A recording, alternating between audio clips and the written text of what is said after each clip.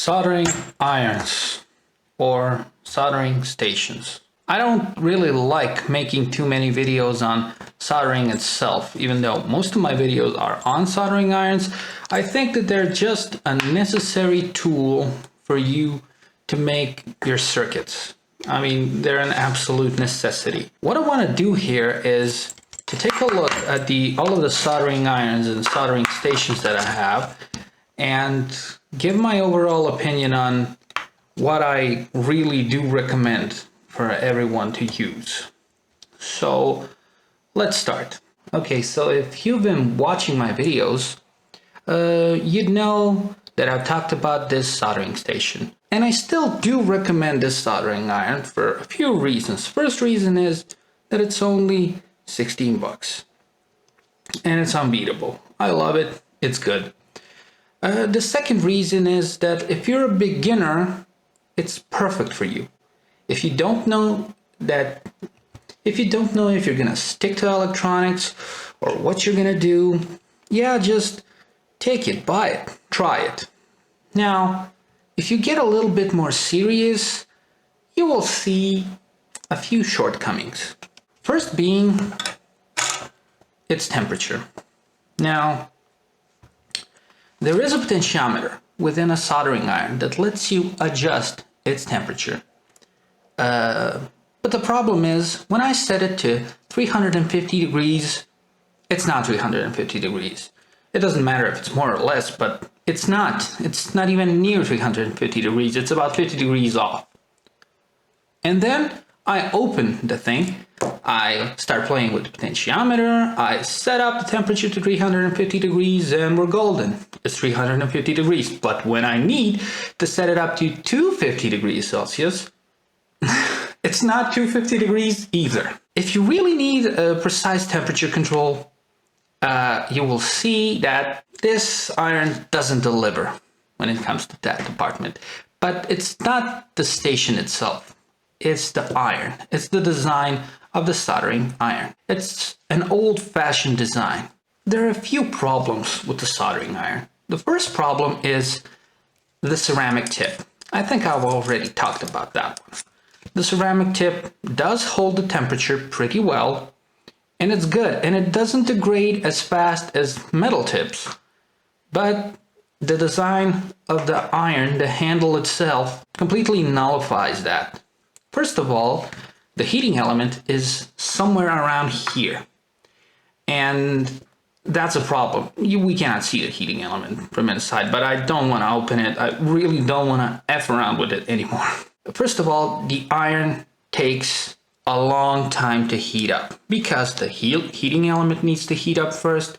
Then the temperature transfers slowly through the ceramic tip, actually through the ceramic body to the ceramic tip. That is a problem because the tip does get to the temperature that you set it up to, but it doesn't recover the temperature fast enough. And that is a problem, especially if you're working on some circuits or a huge ground plane where when you put the soldering iron in, the ground plane sucks up all the heat very quickly and the soldering iron doesn't recover fast enough. And that is a problem. Second of all, if you need to wait 3 minutes for the tip to heat up to the desired temperature every time you turn on the iron, I'm sorry, it gets really boring, really fast, gets really old, really quickly. The final problem that I've encountered with it, and it's me, I'll admit it, it's me, but it may be not, because there are a lot of people who have the same problem as me, and that is shaky hands.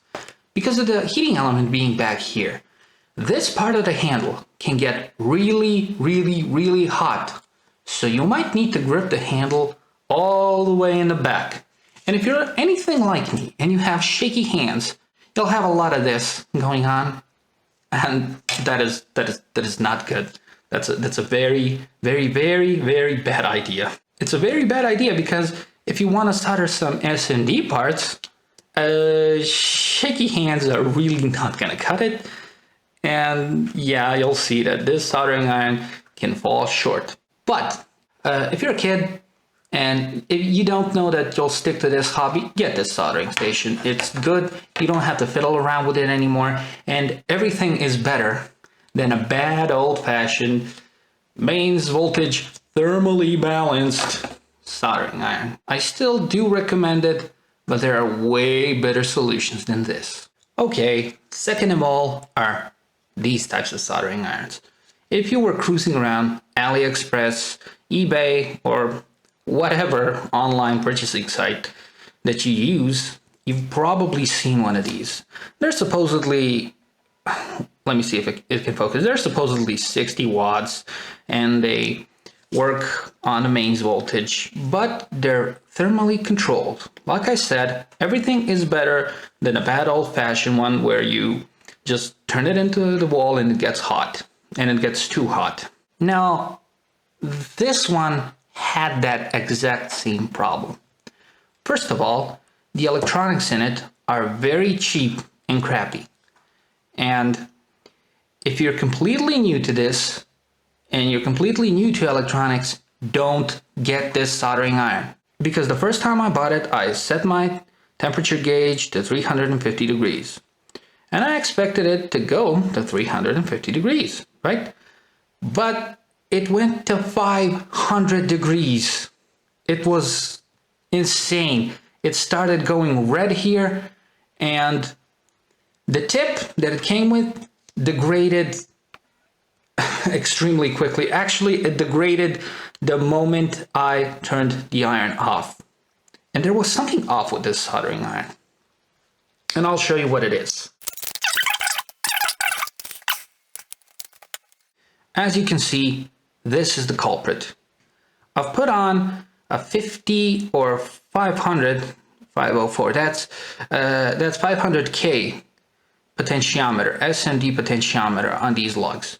These lugs, actually these pads, not lugs, sorry. These pads contained a 10K resistor. And that was not the right resistance for this type of circuit. So I put this potentiometer on and I shorted pin number 1 and pin number 3, which made it into a rheostat. A rheostat is an adjustable resistor. So I made it into a rheostat and I set it up to about 60K, and 60K was golden for it. But it introduced yet another problem. When I bought it brand new and when it was overheating, the soldering iron performed pretty well, and the first thing I fell in love with it was it reached the temperature in 10 seconds. But that doesn't mean much if it's overheating. When I set this potentiometer on it, it was heating up slower. It wasn't too slow, it was like about a minute, and it held the temperature pretty well. But again, yeah, I do not recommend this if you're a beginner. If you're a beginner who doesn't know what they're doing and doesn't know what they're looking for, please skip this one. It is useful now, but it requires this modification, which means that you need another soldering iron to fix this soldering iron, which kind of defeats the purpose of getting this one. So it heats up a bit slower, and that's about it. Now, what I really like about this type of soldering iron, it completely solved the issue that I had with my old soldering iron. As you can see, the heating element was here, and the tip was here. On this soldering iron, the heating element is right at the tip. This is the heating element.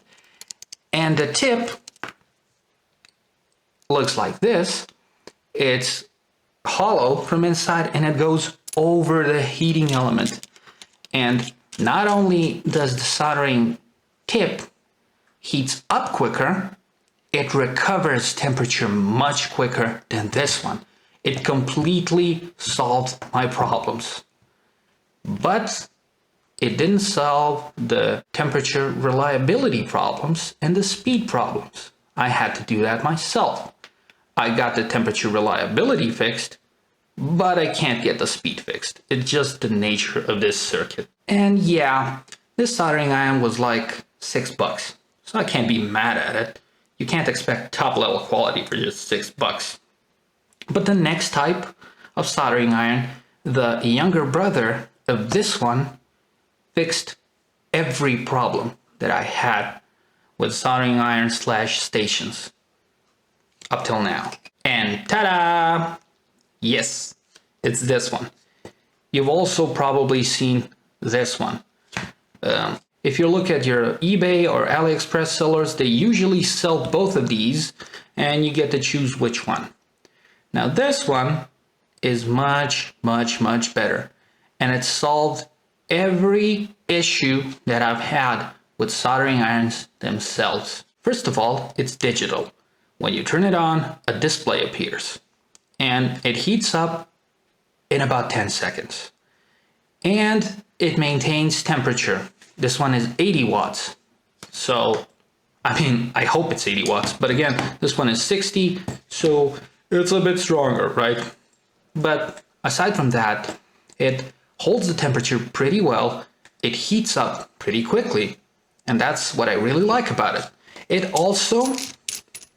works on the same principle of having a heating element in the front, the tip going on top of it, and this sleeve just holding it all in place. When you buy a temperature-controlled soldering iron like this, you run into a small problem, and that is that it's not calibrated. But calibrating it is extremely easy. First of all, you turn on the soldering iron, you set your desired temperature. It goes to, example, 350. You measure the temperature on your temperature measuring device. I have it. There it is. You measure the temperature on it, and it's probably going to be off. So let's say it's off for about 20 degrees Celsius. You press both of these buttons and you adjusted the amount that it was off. If you set it up at 300 degrees Celsius, but the real thermocouple showed you 280 degrees Celsius, you just lower it down to 280, and that would be its real temperature. And then the soldering iron will adjust the temperature itself. And then the next time you check, it will most likely be 300 degrees Celsius on it. It solved every problem that I have. First of all, the handle doesn't overheat. Second of all, the tip heats a lot quicker. It maintains temperature. The temperature is accurate, and it recovers quickly once you use it. The problem that I had with all of the previous ones were solved with this one. And this one costs 15 bucks. Do I recommend it? Absolutely yes. Second of all is that you can hold it much closer through your working surface. So even if you do have shaky hands, it's not gonna matter because you're not holding it right here in the back. The final thing that I wanted to talk about is if you go on AliExpress and you search for ceramic C-type tips, you aren't gonna find any sellers selling it. I haven't found anyone selling these types of tips. And I have my local stores selling them to me, and this tip cost about 4 bucks. But when it comes to these tips, you've probably seen them on AliExpress. You can get a pack for like 3 bucks. I bought this pack on AliExpress for 3 bucks. And these are all the soldering iron tips that are compatible with the irons I've just presented here. I really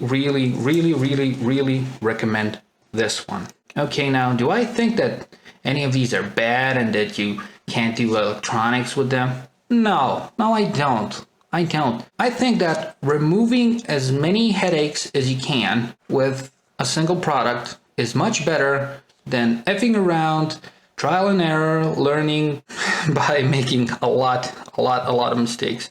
I do recommend these types. I have 2 of them. One of them is at my workplace. One of them is at home. This one I keep because I always use 2 soldering irons when I'm desoldering S&D components. So I heat them both up, I hug the S&D component, and I boop, desolder it. So yeah. As for this soldering iron, I don't use it at all, and it's not because I hate it, it's because that I have something much better and much more practical than this. But What I do plan in the future videos is to replace this soldering iron with this one. So this is one of those $4 replaceable soldering irons for soldering stations for those Baku or old type Hacko soldering stations. So I really do recommend that at some point when you get a little bit more advanced and your needs rise up, that you just replace it. I'll do that in a future video. Now, like I said in the beginning, I don't really like talking about soldering irons that much because, like I said, they're tools. They're tools to help you make your circuits.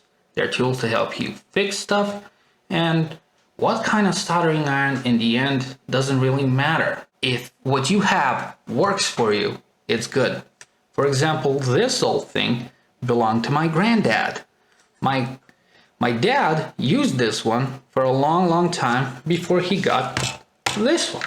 They used them, they were good enough for them, but they never did fine electronics. They only soldered rough automotive parts. So these overheating, thermally balanced soldering irons were good enough for them. But for us, spoiled kids of the 21st century, this one is what I really do recommend. Now, there are people that may tell you that you need to get those fancy Hacko or JBC or whatever soldering irons that have a tip that is itself a heating element, and that it goes directly into the handle, and that it heats up in a few seconds, and it has a standby mode, and yada yada yada yada yada yada yada yada yada. If you're a beginner, I really can't justify you spending multiple hundreds of dollars on something like that. I can understand something for Louis Rossmann, who makes a living with using that stuff, but if you're like me, a guy who is making circuits in his home, it's really not for you. Don't get that don't get that super fancy stuff. Seriously, you don't need it. Finally, I wanted to make this video so I can clean my desk because it was getting too crowded with soldering irons, and the next video should be putting a modern type iron on an old-fashioned type soldering station. Maybe it'll work, maybe it won't.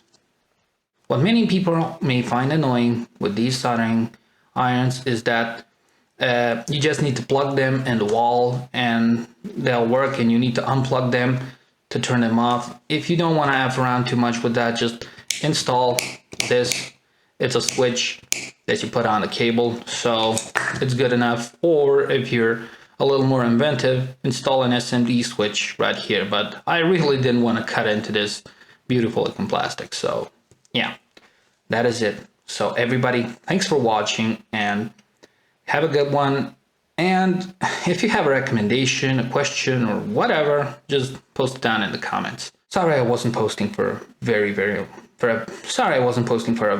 long time, but like I said in a previous video, I got a job and I had other obligations and problems. So yeah, I hope that I'll be able to post a little bit more frequently and to present the projects I've been working on, because my past projects have been secretive because I've been working for my workplace and I can't really make them public. But projects that are for me, that are for my house, that are for my needs, I'm probably gonna post videos about them and make them public. So yeah, again, thanks for watching everybody. You're awesome, and bye-bye.